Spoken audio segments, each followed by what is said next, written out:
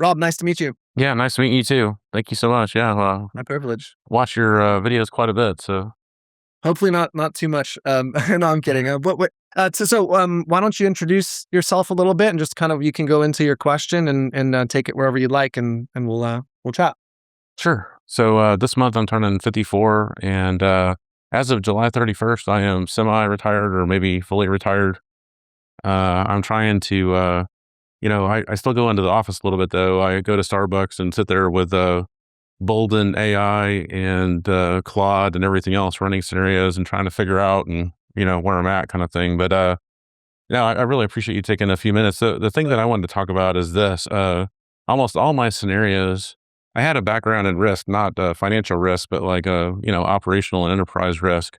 So everything I do, I kind of discount, and I put a lot of buffers in. I have buffers for my buffers a little bit, if you know what I mean. So it's probably ridiculous, right? But I mean, Tricky trap. I'll take a 20% haircut here, or I've got off balance sheet accounts.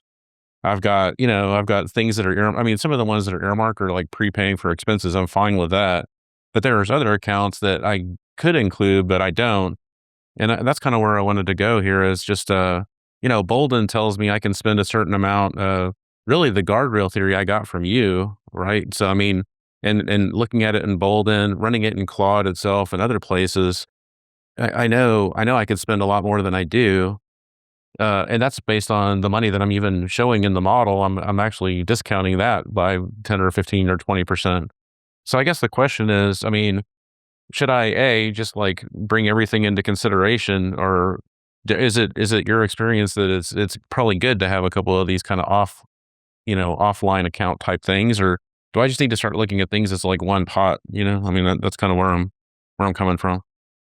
Well, I think underneath your and I'd like to ask. I don't want to assume, but if I'm hearing correctly, underneath your questions and the way you're already executing the plan is basically some question of how comfortable are you with trusting a software output, right? Because to some degree, like hedging what's in the tool is your way of creating a backup plan for what the software output might give if it's off by some degree. Maybe I don't know. Is that what do you? Absolutely, yeah. Yeah. Well, I think overall, I just don't trust it. I mean, I've lived through a couple of those periods, like 2002, 2009. In some ways, I think that's why I've modeled things the way that I have. Right? Is I'm always kind of discounting because I mean, in some ways, I just don't try to untrust it a little bit. So, but I think I think that's it. That's why I've got like these. Other, I mean, I've got my own, first of all, I've got like a bucket one. I mean, I do the bucket one type thing, right? And I've got a couple of years expenses there, but then I've got these offline things as well. And even when I run the model, I do it at a discount because I'm just, I guess I'm just not comfortable with the guardrails. And, Bolden says 99% you'd have to make a change and you can spend $14,500 a month or something like that. And in some ways it just seems kind of, especially considering getting here, I didn't spend like that. So it's a big Yeah. change, right? Well, I think it's so one. I think it's courageous to acknowledge where the tension is coming from because it's hard to do. And then the second thing, the good thing about it, though, is like it allows us to actually hone in and start to address it. And in my sense, and having experience talking to people and working through this, is um, more models probably won't produce more confidence. What this kind of the signal this sends me is as a framework. There, like I'm gonna get back up a sec. Sorry, Rob. Just forgive me. I come from the health industry, and in the health industry, we build plans. It's a very similar to financial planning. There's really kind of two plans you build for someone with health.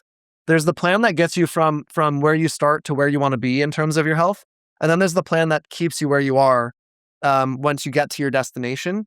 Retirement planning is kind of analogous in the sense that you kind of do have two plans. It's similar, which is you have the plan that is like your accumulation plan. It gets you from where you are to where you want to be. It's like, do you have enough resources? That's what that first plan is all about. And then for retirement specifically, and this is where it's really difficult, the second plan for retirement is all about execution. It's like, when do I take the action? And in your case, I think that's where you're stuck, right? It's like you've already retired kind of from the way I understand. And I don't mean you haven't retired. What I mean is what you're stuck maybe is on the execution, on fully trusting the execution of that ongoing plan. And candidly, I don't think more trust in software will do that. It's only like small tests, like stretching your limits slightly once in small sections every 3 months or every 6 months. Like this is again like a very physics-based way to approach it. But I think I did a video that talked about this recently. When we stretch too far, like what's happening right now is the software is expecting you to stretch too far. Let's just put it that way. It's like you're at 11,000 and it's telling you go to 14,500 and you're like, nope, not doing it. Going to hide some assets, do that. But really what it says is it's asking too much of you. Then the answer to that is, I think, smaller steps. Like don't trust it on the 14,500. Maybe increase spending by 1,000 and see how that feels. Watch how the markets behave. Feel your anxieties and sleepless nights, or not lack of. And then at the end of the next year, say, well, I'm ready to make another test, or say, I'm totally happy here. This meets my expected quality of life. And I think if you expect yourself to get from where you are now to what the software shows over a period of 4 years, it's going to feel a lot more digestible than going there tomorrow. Does that make sense? No, it does. Makes perfect sense. That's great. Yeah, I think it'll help. And I mean, I've done other like proactive planning things, but this is the sticking point. Is I just have a hard time. Maybe it's getting out of saver mode as well a little bit, right? But for sure. But, well, I think that's like totally understandable, and that's why doing this type of testing is, in my experience, the best way to overcome it.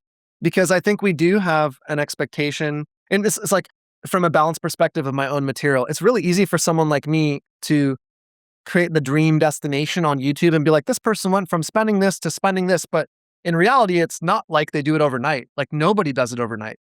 You know what I mean? Like that, everyone suffers from exactly what you're feeling, which is I had this whole set of behaviors that was trustworthy, that I could understand, and I'm being asked to change it pretty dramatically once I make this commitment to retirement. And if we just reframe it as like gradually do it, I think it's a lot more human. So hopefully that'll be a solution for you. That's great. I'll bump it up $500 and we'll start over there. There you go. And see how far I can go. So awesome. Yeah, great. That's very great. helpful. Thank you. That was my main question, is just how to get comfortable. So I appreciate it. I think it's a very relatable question, and I appreciate you bringing it to the table here. Sounds great. Well, Karen, we'll swap Rob out. Thank you, Rob. It's really nice to meet you. Absolutely. Thank you for your again. support of the channel as well. Awesome. Thank you. Sweet. Real quick, let me show you the exact 3-pillar comprehensive retirement roadmap that takes retirees from uncertainty to peace of mind that less than 1% of retirees actually have in place. Now, I've built hundreds of these for retirees, and I can say with a high degree of confidence that these are the 3 pillars every retiree needs to have in place in order to have full confidence that they're not missing anything in their retirement plan. And I broke each of these down by the specific questions. You can see them here that each needs to be answered and the best way to answer them. Now, we've done this across pre-retirees, recent retirees, married couples, single retirees, $1 million portfolios, $10 million portfolios, all the above, and it works. And it's my gift to you today. It's absolutely free. It's in the first link in the description below this video. It's going to say free comprehensive retirement roadmap training. Just click the link, enter your info, and you'll get instant access all for free.